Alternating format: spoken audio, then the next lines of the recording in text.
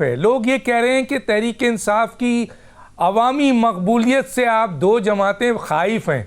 अगर फ़र्ज़ कीजिए ये बात है, एक तो ये सवाल का जवाब दीजिए, वाकई आप इतने खाइफ हैं दोनों के माजी की बड़ी सियासी जमातें हैं, दोनों मिलकर एक नई सियासी जमात जो कि जिसका लीडर इस वक्त जेल में है और उसकी तंजीम का ये हाल है, उससे इतने खाइफ हैं आप कि आप मिलकर इलेक्शन लड़ रहे हैं। एक और दूसरा एक और सर सवाल वो ये है, पूछ रहे हैं लोग कि ये बताइए कि अगर आप दोनों जीत गए, हुकूमत आपकी, इलेक्शन कमीशन आपका, हालात आपके हक में, तो कोई बड़ी बात नहीं।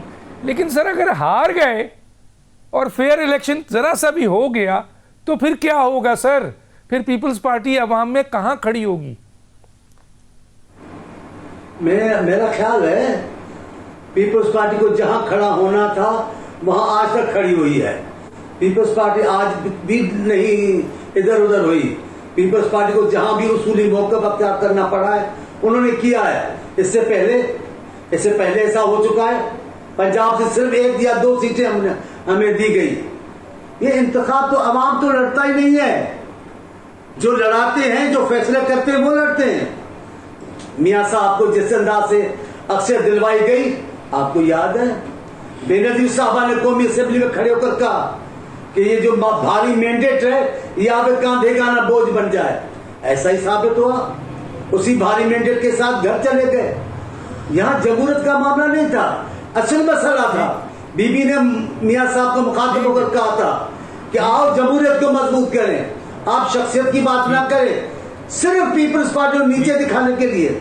अभी भी बस मैं बात खत्म कर रहा हूं। आपके सवाल का जवाब यही है कि हम नहीं चाहते हुए भी, मुश्किल हालात के बावजूद भी पाकिस्तान को मुसीबतों से निकालने के लिए मुश्किल फैसले कर रहे हैं। ठीक है, ठीक है, ठीक है। तो इत्तेहादी हुकूमत तो बन रही है सर, हुकूमत ने निकालना होता है, इंतखाब की क्या ज़रूरत है? अब मैं आता हूँ आगे, एक छोटा सा क्वेश्चन करके मैं शफकत साहब की तरफ जाता हूँ। इसका जवाब आपने एक लाइन पे देना है मौलाना बख्श चांडू। हम ये उम्मीद रखें कि पाकिस्तान पीपल्स पार्टी एमक्यूएम और जीडीए के साथ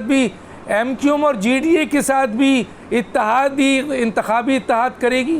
आप मेरे मामले में और पीपल्स पार्टी के मामले में जरा जज्बाती हो जाते हैं, इसीलिए गलत सवाल कर लेते हैं। हमारे लिए ये मुश्किल नहीं है। अगर हमने एमक्यू के साथ भी वक्त पर साथ किया है, इत्तेहाद भी किया है, लेकिन एमक्यू भी ऐसी है। ठीक, आपका जब काम निकल जाता है तो आस्ते आस्ते वो छोड़ना शुरू कर देती है। जीडीए से हमारा फिलहाल कोई नहीं है, जीडीए भी कोई तैयार नहीं है।